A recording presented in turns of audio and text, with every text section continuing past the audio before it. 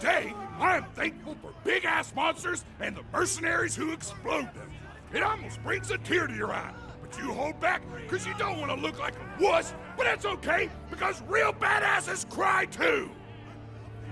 My grandma's a pretty big fan of yours. Did you go say hi to her?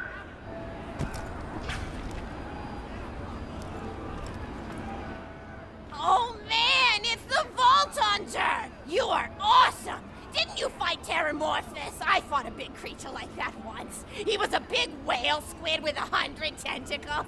You ever thought anything with tentacles? Oh, of course you have.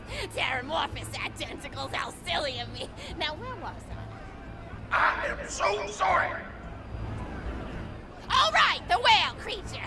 His name was Blowhole the Apocalypse. I called him the Apocalypse for short. And he attacked my hometown of Tsunami's Edge when I was but a little girl. You ever been to Tsunami's Edge? Great town, nice beaches, great food, and the cost of living is just so low. Even being a single grandmother and working part-time at a scat meat processing factory, I was still able to provide for little Mr. Torgue. We may not have been able to afford the finer things in life, like food, but we got by. After all, Mr. Torgue and I didn't have anything but one another after that horrible gas leak blew up the iridium mine, killing my son and his lovely wife. From that day onward, my little Mr. Torgue vowed to conquer explosions themselves in an effort to avenge his fallen parents, and... Ah, man, I've forgotten what I was talking about. Where was... Oh, right! The Blowhole the Apocalypse! So anyway, I was wrestling Blowhole to the ground, and I had my bicep curled around his blueberry throat. Blueberry? Sorry, I meant to say blubbery. I've got blueberries on the brain, I guess. I grow them in my backyard. Mr. Torgue helped me plant them. Thanks again for that, grandson. I love you, Grandma! Anyway, I have my bicep around his blubbery throat, and Mr. Torgue starts crying because he really likes whale squids, and he doesn't want to see me hurt one. They are the princes of the ocean!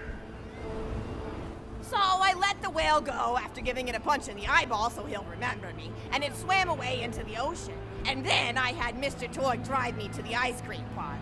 He got me Rocky Road, because Rocky Road's my favorite. I'm extremely partial to the way the marshmallows act like little landmines of flavor amidst the battleground of chocolate. What's your favorite flavor of ice cream? Is it pistachio? I bet it's pistachio. Oh, that reminds me! You'll never guess who I saw today! Pistachio the Amazing! He's a magician who studied under Crazy Earl, so he's got that weird mustache, you know, but I saw him make a rack hive disappear. A whole rack hive! I said to Mr. Torgue, Mr. Torgue, wasn't that amazing? And he said, yes, it was, Grandma. Didn't you say that high five? You remember saying that? I remember, Grandma! And we stood in line afterward and got his autograph, and I thought I had it somewhere around here, but it's probably in the attic. I really ought to go up there and clean it out one of these days. I have so many little keepsakes up there. You're paying attention, right? Say, what's my favorite flavor of ice cream? Oh, so you are listening, how wonderful. You're an even better listener than my old pet rack, Beasto. Beasto was such a sweetie. You ever had a pet rack? If you can tame them, they are the sweetest pet you'll ever have. He used to just sit on my shoulder and bite chunks of flesh out of my neck to pass the time. I still remember the way he used to tweet. He went, tweet, tweet. It was so cute. I had a conversation with him once. I said, Mr. Beasto. He liked being called Mr. Beasto. It made him feel like an aristocrat. I said, Mr. Beasto, you're looking very cute today. And he said, oh, thank you, that's so nice. Or he tweeted in a way that made me know that's how he felt. And then he lowered his little head like he was taking a bow. It was adorable. Beasto was my third pet rack. First I had Woody. He got hit by a train. Then I had Anita. She got shot up trying to take vengeance on the train that killed Woody. And then I found Beasto making little poops on the windmill outside our house. After Mr. Torgue and I wrestled her to the ground, I did a flying pile driver off a nearby tower tree. Got him straight in the spine and brought him down. We brought him in and fed him some skag steaks until he decided he loved us. I still miss Beasto sometimes. He just died of old age. Racks don't live much longer than a few years, but I treasured the time we had together. Poor Mr. Torgue.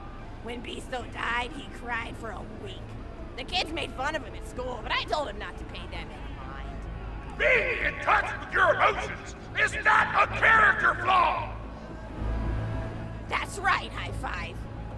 Is something wrong? You look confused, Vault Hunter. Oh, you probably haven't heard anyone call Mr. Torgue High Five before. The world may know him as Mr. Torgue, but the Flexingtons always refer to him using his middle name. It's a Flexington family tradition, after all, to use your grandfather or grandmother's name as your own middle name. And my husband, High Five Flexington, God rest his soul, was the best grandfather Mr. Torgue could have asked for before he passed. He taught Mr. Torgue dang near everything he knew about firearms. Without High Five's teachings, I don't think the Torgue Corporation would exist at all. Gosh, I still remember the first gun Mr. Torgue tried to make after his parents died. A Jacobs shotgun with a stick of dynamite attached to the barrel. Torgue nearly blew his face off, but he got up, dusted his mustache off, and swore that by the time he reached the age of 11, he would make a gun that fired explosions without killing the operator. And by golly, he did! It took a couple of dozen prototypes before he got the right combination of gun parts and explosives right. But once he did, woo-wee! I'll never forget the plume of smoke that used to be my neighbor's homestead. They were jerks though, so it's okay. Gosh, I've been talking your ear off for some time, haven't I? It's so kind of you to listen for this long. I've taken up too much of your time already. Please don't feel like you have to stick around any longer. As a matter of fact, take this for giving this old woman some company. Woo!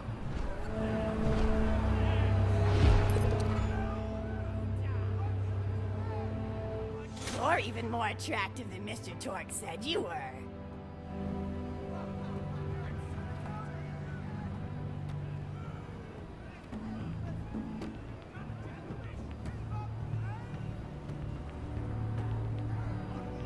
I've got another story for you, but I'd like to tell it to all of your friends at once.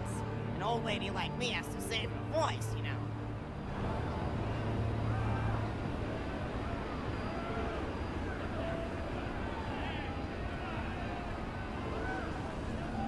Oh, you still want to talk with me? How incredibly sweet of you. Say, you'll never guess who I saw today. Captain Scarlet. She was robbing my retirement home with a few other brigands, and I recognized her from her wanted poster, and I said, "Oh, hey, you fought the Vault Hunter, didn't you?" And she bowed all elegantly and said something like, "Indeed I did, madam," and said that you were really good at fighting, and that you beat her fair and square. She didn't seem to harbor much of a grudge about it. Nice girl. You should think about meeting up with her again if you're not shacked up with anybody, you know? I mean, of course, you probably are. Gorgeous hunk of a Vault Hunter like you. I bet you're beating away suitors left and right. Look, you're blushing. Oh, I could just eat you up. Mr. Torgue was so scared of trying to get a date for such a long time. He used to go to parties in high school and just stand in the back without talking to anybody. I am an introvert! I tried to tell him, I said, don't worry about chasing love. If you chase your dreams, then love will follow. See, that's the thing people don't get.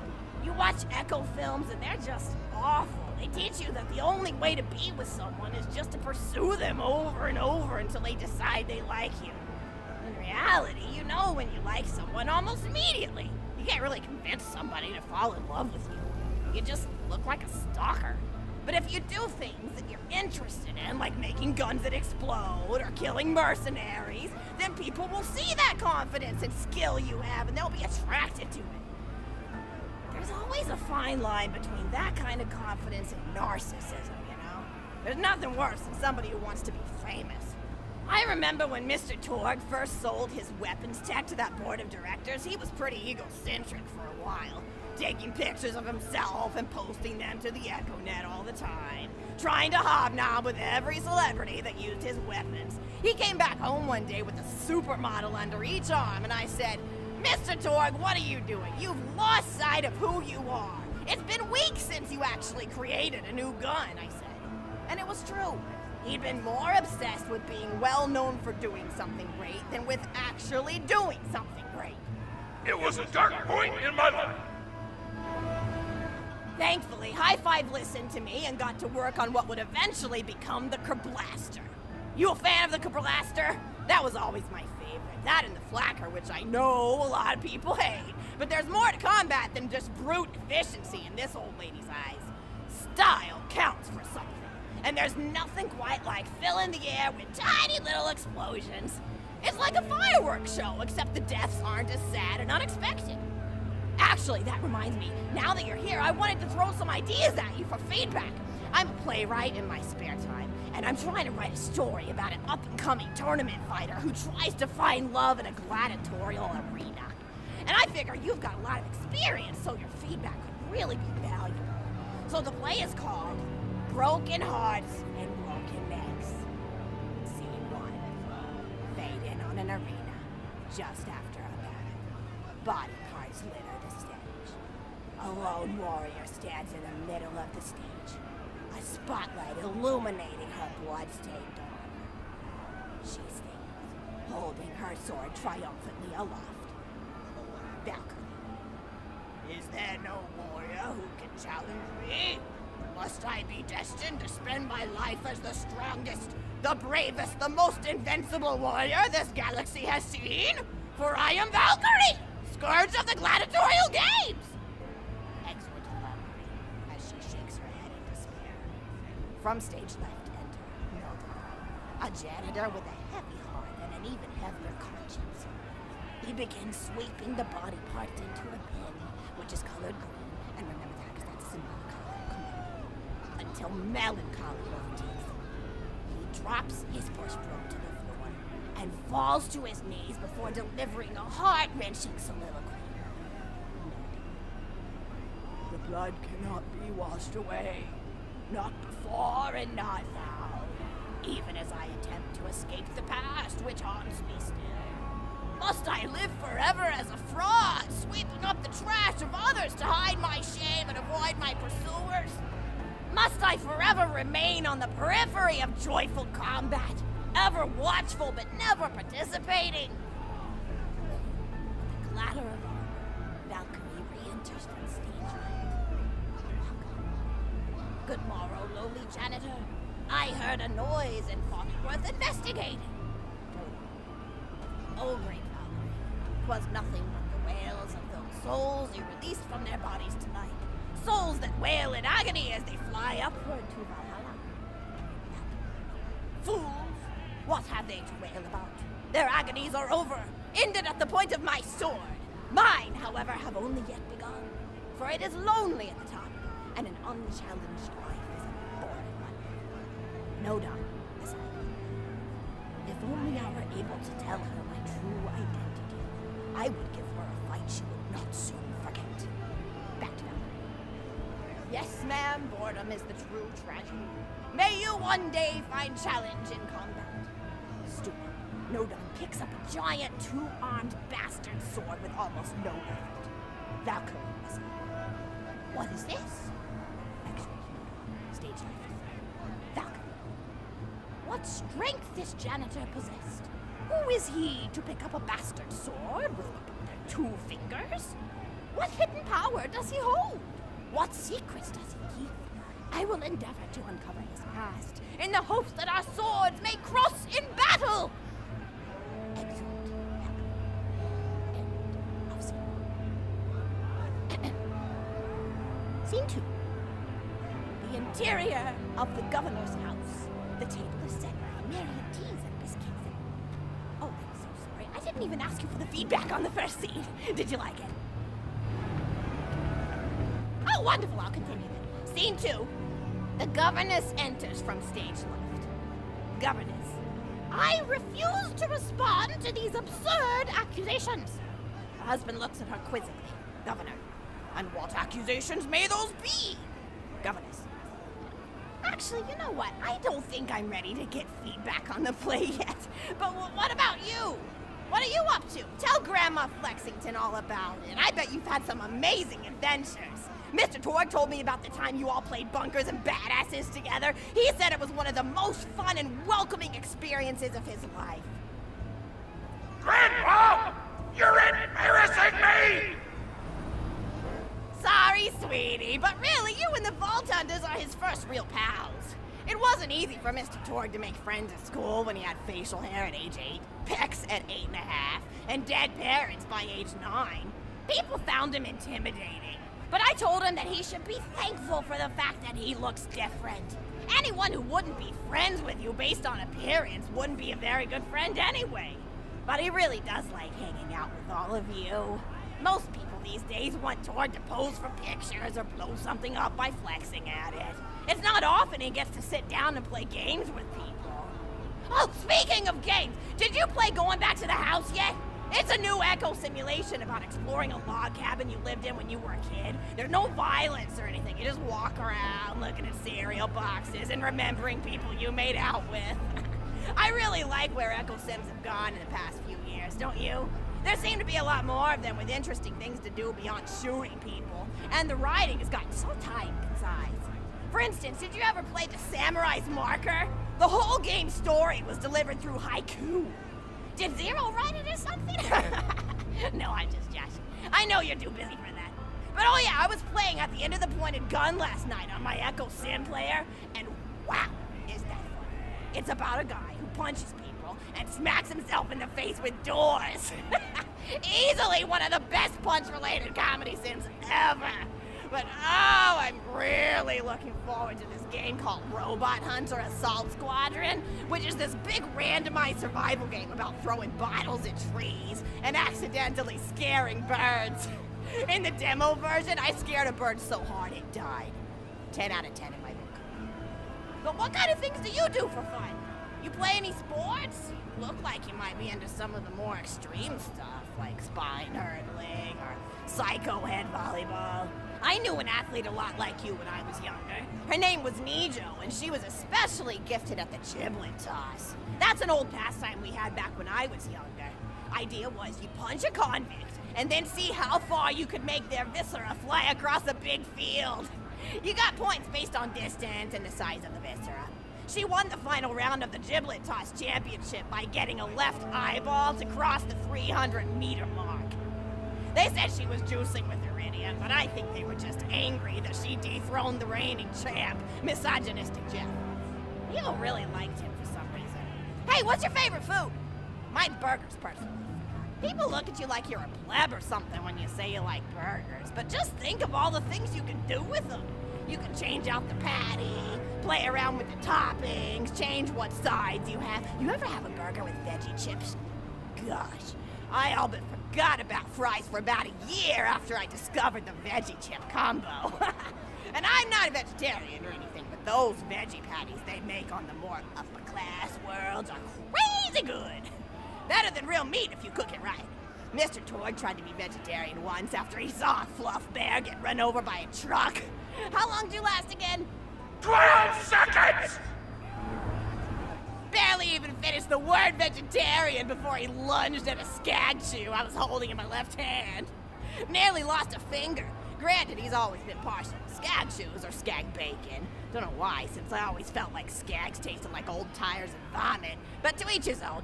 Taste is a funny thing. People say your taste buds get more refined as time goes on, but they actually get worse and worse. So when Mr. Torgue used to refuse vegetables as a kid, it's because he was actually tasting how awful they were. When we old folks eat vegetables, we're only okay with it because we can't taste all the gross vitamins and stuff. Granted, vitamins are what have kept me going for as long as I've been going. You get enough B12 in your system and you can headbutt a freight train without so much as a bruise. That reminds me, I need to get my pills ready for the rest of the week. I have one of those little metal containers split into different sections for each day. It's really helpful. And the sides are sharp enough that I can use it to ward off burglars if I need to. What else do I have to do this week? Probably head to the bazaar, pick up some frozen spider and flanks.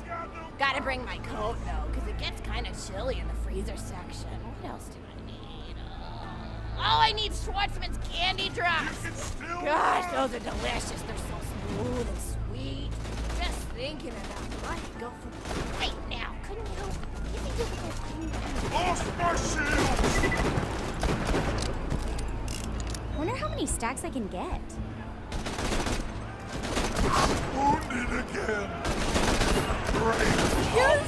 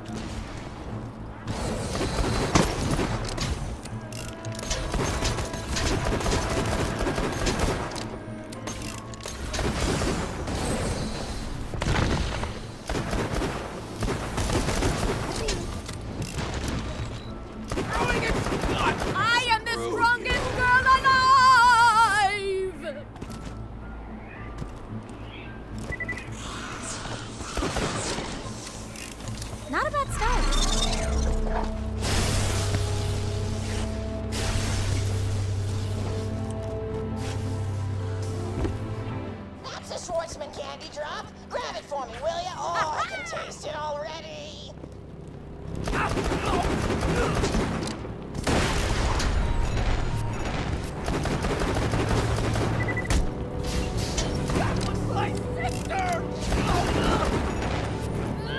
And Oh, wonderful! Bring it back here and I'll finish my story.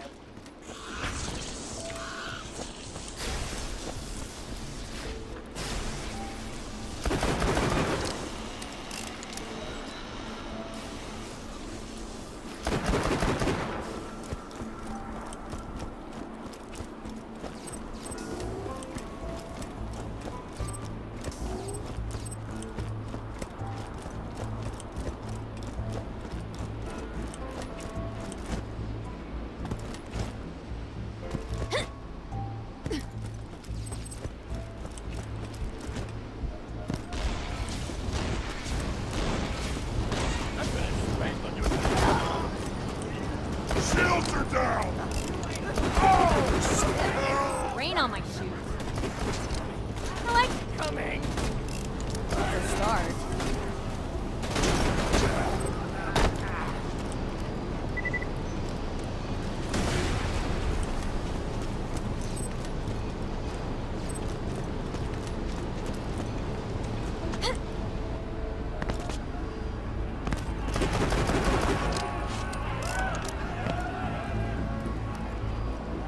Thank you so much! I'll eat this later while sitting by the fireplace telling Mr. Torgue stories of days gone by. There's just nothing like a good roaring fireplace, is there? Something healing and safe. Maybe that's why our family likes explosions so much. They're basically just big fireplaces. Every explosion feels just like coming home. Oh, maybe that'd be a good slogan for the Torgue Corporation. Don't you think, High Five? Oh, don't be silly. It's a wonderful slogan and you know it. I used to come up with slogans for a living when I was in my teens. I came up with the jingle for Professor Gunsight's Can't Miss Scopes. How'd it go again? Oh yeah! If you try to shoot but you miss a lot, then give Professor Gunsight Scopes a shot. Ha! And then they played a gunshot sound effect and someone going, ah! It was cute. But gosh, I've been talking for a while now, haven't I? Thanks for bringing your friends to listen to an old woman ramble for a while. I can't tell you how great it is to have somebody new to talk to, especially a vault hunter. Oh, and one more thing. No, actually, that could probably make just something about vaults and the end of the universe. Anyway, here.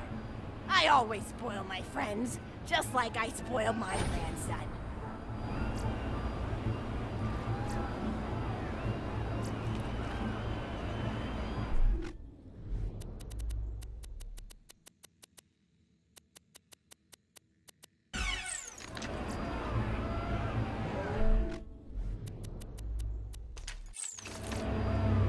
Enjoy it!